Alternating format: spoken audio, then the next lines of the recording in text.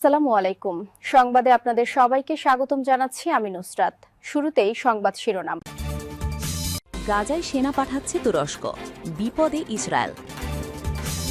এদিকে অরুণাচল সীমান্তে চীনের ৩৬ এয়ারক্রাফট শেল্টার চিন্তায় ভারত। সর্বশেষ থাকছে ইসরায়েলকে শিক্ষা দিতে মধ্য এশিয়ার নেতাদের নিয়ে শীর্ষ বৈঠক আয়োজন করবেন ট্রাম্প।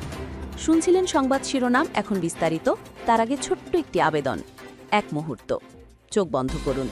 ভাবুন তো, একটা শহর গাজা, যেখানে একসময় ছিল হাসি, ছিল প্রাণের স্পন্দন, ছিল লক্ষ লক্ষ নিষ্পাপ ফুলের মতো শিশু, আশরাফুল মাখলুকাত, আল্লাহর সৃষ্টির শ্রেষ্ঠ রূপ।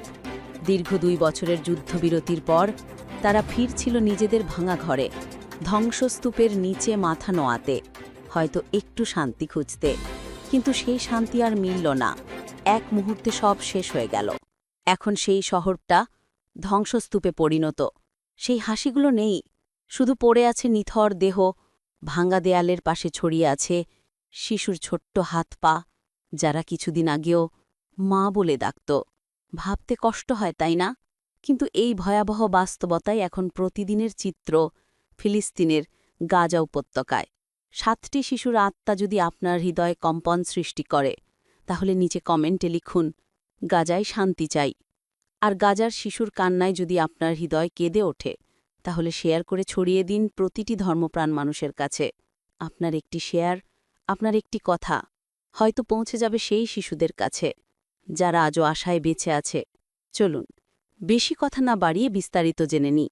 ইসরায়েলের বিস্ফোরক ঘোষণা, গাজায় তুর্কি সেনা অসম্ভব। ট্রাম্পের পরিকল্পনায় অগ্নিস্ফুলিঙ্গ, মধ্যপ্রাচ্যে ফের যুদ্ধের গন্ধ। মধ্যপ্রাচ্যের উত্তপ্ত মাটি যেন আবারও আগুনে দাউদাউ করছে। একদিকে ট্রাম্পের প্রস্তাবিত গাজা শান্তি পরিকল্পনা, অন্যদিকে ইসরায়েলের কঠোর হুঁশিয়ারি, গাজায় তুর্কি সেনা মোতায়েন মেনে নেবে না তেল আবিব।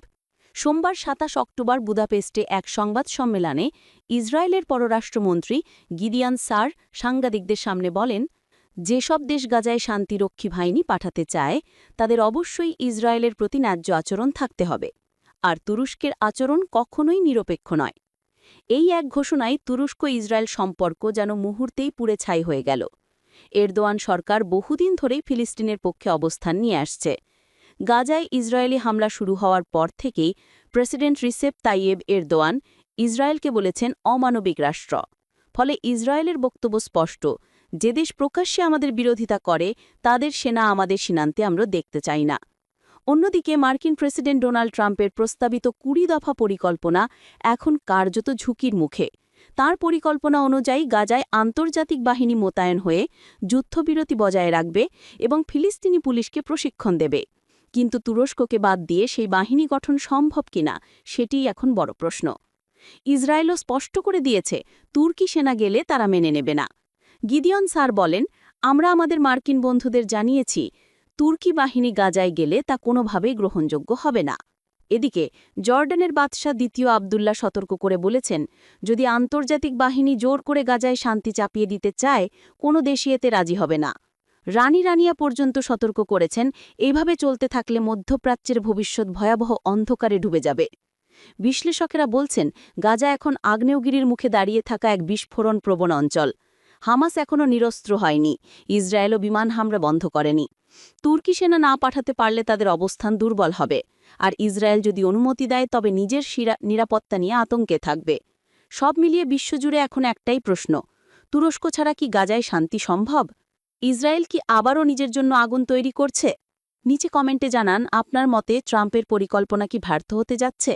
আর এমন আরও আন্তর্জাতিক বিশ্লেষণ পেতে এখনই সাবস্ক্রাইব করুন, কারণ পরের খবর হতে পারে আরও বিস্ফোরক। অরুণাচল সীমান্তে চীনের ৩৬ এয়ারক্রাফট শেল্টার, চিন্তায় ভারত। অরুণাচল সীমান্তে চীনের নতুন সামরিক ঘাঁটি, ৩৬টি যুদ্ধবিমান শেল্টার নির্মাণে কেঁপে উঠেছে ভারতীয় সেনা সদর দপ্তর। চীন যেন আবারও সীমান্তে যুদ্ধপ্রস্তুতির ভয়াবহ বার্তা দিচ্ছে। তিব্বতের লুঞ্জে বিমান ঘাঁটিতে, যা ভারতের অরুণাচল প্রদেশ থেকে মাত্র কয়েক কিলোমিটার দূরে, বেজিং তৈরি করেছে ৩৬টি আধুনিক এয়ারক্রাফট শেল্টার। সাম্প্রতিক স্যাটেলাইট ছবিতে ধরা পড়া এই নতুন অবকাঠামো এখন ভারতের গোয়েন্দা ও প্রতিরক্ষা মহলে তীব্র উদ্বেগ তৈরি করেছে। স্যাটেলাইট প্রমাণ, মহাকাশ গবেষণা সংস্থা ভ্যান্টার, পূর্বে ম্যাক্সার, ১৭ অক্টোবর প্রকাশিত ছবিতে দেখা গেছে এপ্রিলেও যেখানে মাটি খোঁড়ার কাজ চলছিল সেখানে এখন দাঁড়িয়ে আছে কংক্রিটের শক্তিশালী বাংকার। প্রতিটি শেল্টার এমনভাবে নকশা করা হয়েছে যাতে যুদ্ধবিমান, ড্রোন ও মিসাইল লোডিং ইউনিট নিরাপদে রাখা যায়। অবস্থান কতটা ভয়ঙ্কর! লুঞ্জে ঘাঁটিটি ভারতের তাওয়াং থেকে মাত্র ১০৭ কিলোমিটার দূরে এবং ম্যাকমোহন লাইনের মাত্র ৪০ কিলোমিটার উত্তরে। অর্থাৎ চীন চাইলে কয়েক মিনিটেই সীমান্ত আকাশে যুদ্ধবিমান পাঠাতে পারবে। ভারতের আতঙ্ক বাড়াচ্ছে এই বার্তা। প্রাক্তন air chief marshal BS Dhanoa বলেছেন, তারা হার্ডেন শেল্টার তৈরি করছে, মানে যুদ্ধের প্রস্তুতি শুরু হয়ে গেছে। আর ভাইস চিফ অনিল খোসলা সতর্ক করেছেন, গালওয়ানের পর এই পদক্ষেপ একেবারে আগুনে ঘি ঢালার মতো। চীন এখন দীর্ঘমেয়াদী সংঘাতের প্রস্তুতি নিচ্ছে।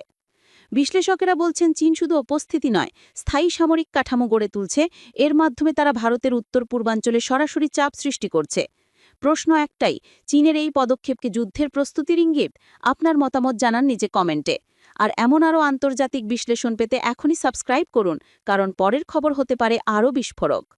সর্বশেষ থাকছে, ইসরায়েলকে শিক্ষা দিতে মধ্য এশিয়ার নেতাদের নিয়ে শীর্ষ বৈঠক আয়োজন করবেন ট্রাম্প। বিশ্ব প্রতিনিধিতে ফের ঝড় তুললেন প্রাক্তন মার্কিন প্রেসিডেন্ট ডোনাল্ড ট্রাম্প। সর্বশেষ তথ্য অনুযায়ী ট্রাম্প ইসরায়েলের ক্রমবর্ধমান গ্রাসানো মধ্যপ্রাচ্যে অস্থিরতা ঠেকাতে মধ্য এশিয়ার শক্তিশালী নেতাদের নিয়ে একটি বিশেষ শীর্ষ বৈঠক আয়োজনের ঘোষণা করেছেন। সূত্র বলছে, এই বৈঠকের মূল লক্ষ্য হবে ইসরায়েলকে কূটনৈতিক ও অর্থনৈতিকভাবে চাপের মুখে আনা, যেন তারা গাজা ও ফিলিস্তিনের যুদ্ধবিরতি মেনে চলে। ট্রাম্পের ঘনিষ্ঠ মহল দাবি করছে, ট্রাম্প এবার ইসরায়েলকে সরাসরি শিক্ষা দিতে চান। এই বৈঠকে কাজাখস্তান, উজবেকিস্তান, তুর্কমেনিস্তান ও কিরগিস্তানের নেতারা অংশ নিতে পারেন বলে ধারণা করা হচ্ছে। ট্রাম্প নাকি ব্যক্তিগতভাবে এই দেশগুলির নেতাদের ফোন করে আমন্ত্রণ জানিয়েছেন। তিনি বলছেন, ইসরায়েলের আচরণ শুধু মধ্যপ্রাচ্য নয়, গোটা এশিয়ার শান্তির জন্য বিপজ্জনক।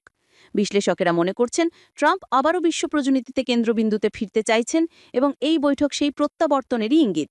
বিশেষ করে যখন বর্তমান মার্কিন প্রশাসন ইসরায়েলকে খুব বেশি ছাড় দিচ্ছে বলে অভিযোগ উঠছে, তখন ট্রাম্পের এই পদক্ষেপ আলোড়ন তুলেছে কূটনৈতিক অঙ্গনে। এদিকে হোয়াইট হাউস সূত্রে জানা গেছে, বৈঠকে ফিলিস্তিন পুনর্গঠন, গাজায় মানবিক সাহায্য ও ইসরায়েলের বিরুদ্ধে নিষেধাজ্ঞার প্রস্তাব উঠতে পারে। ট্রাম্পের এক ঘনিষ্ঠ উপদেষ্টা বলেছেন, সময় এসেছে ইসরায়েল বুঝুক, শক্তিই সব নয়। এই বৈঠকের সম্ভাব্য স্থান হিসেবে দুবাই ও আঙ্কারার নাম শোনা যাচ্ছে। ট্রাম্পের এই উদ্যোগে সফল হলে মধ্যপ্রাচ্যের যোগাযোগ মানচিত্রই বদলে যাবে। মন্তব্য করে জানান, আপনার মতে কি ট্রাম্প সত্যি ইসরায়েলকে শিক্ষা দিতে পারবেন?